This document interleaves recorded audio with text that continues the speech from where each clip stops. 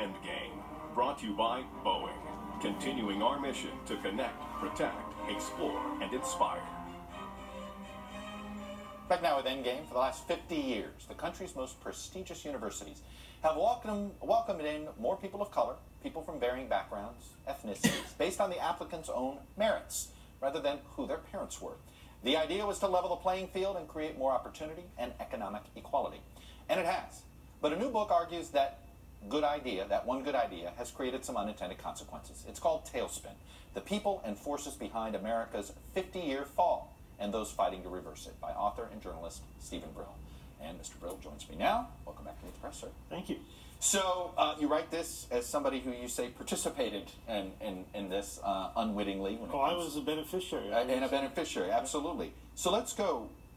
Explain the meritocracy problem now that has been created. Well, meritocracy was happening at the same time that the baby boomers were creating the so-called knowledge economy, which sounds like a great thing, the knowledge economy.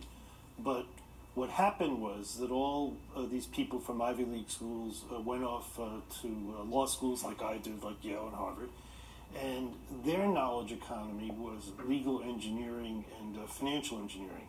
It was stock buybacks and corporate takeover fights.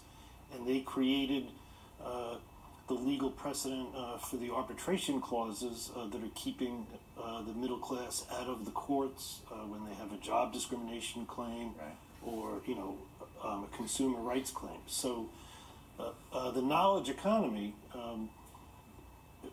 typically ended up with liberal lawyers who were coming out of liberal law schools, right, going to liberal law firms and doing the legal engineering that caused all the discontent that we have in the middle class today. The Paul Weiss law firm, for example, in New York, right, a notable bastion of Democrats, they did the legal engineering for the J.P. Stevens company when they figured out how to fight unions. Is this sort of the harshness of Darwinism, is what you're saying? Is like, okay, it became survival of the smartest and survival of the hardest working.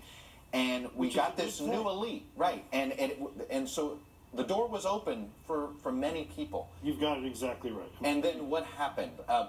What about these people that were left behind? Are they not capable of doing it? Well, what we usually have had in this country, and what any country needs in order to be balanced and to survive, is a balance where there are guardrails that are put on all of the overachievers so that they can't do too much in terms of the legal rights they assert, the financial rights they assert, and that got lost in this country because these people were so smart that they ran all over that stuff.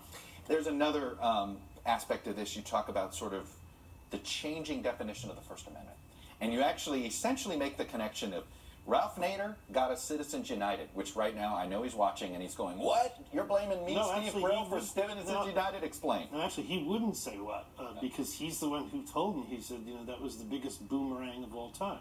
What Nader and his lawyers did was they fought for the right of discount drugstores to advertise their discount prices. And the Supreme Court said, well, now that you mention it, the First Amendment is for listeners as well as it is for speakers, because we listeners, we benefit from hearing all these arguments.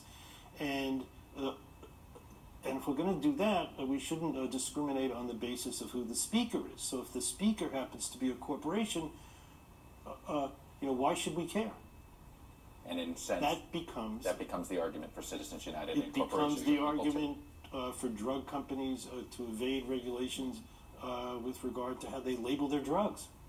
So, what are the solutions here? I mean, for instance, do we need a new type of affirmative action for socioeconomic that looks out more on a socioeconomic scale rather than looking at it from any other way? What's the answer? Is there a solution? Well, the answer's in this book, because then it's not a theoretical answer. There are people in all the spheres that I write about that are fighting the tailspin, that are doing things, whether it's legal analysts who are fighting the First Amendment definition that has evolved, the people who are fighting for campaign finance reform, people who are fighting for labor law reform, and they are coming up with real solutions. There's a guy who has taken a converted zipper factory in Queens and turned it into the kind of job retraining program that we haven't had in this country for all the billions of dollars we've spent on attempting to do that, and we have failed miserably, and frankly, the media has ignored how we have failed doing that.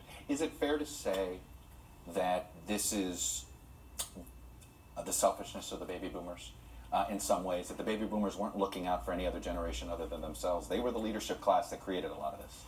Yes, it is fair to say that there has to be a balance between, high achievement and, me achieving everything I can and me worrying about the common good. And we haven't had that kind of leadership. And my theory is that things have now gotten so bad in terms of the common good that there's going to be a reaction and things are going to snap back. It's a very thoughtful book. It's called Tailspin, Stephen Brill. Congratulations on it. It's tough to read in a negative sense sometimes, but you actually provide some solutions in there too. Congratulations. Much Thanks. appreciated. Before we go, a quick programming note. Here in Washington,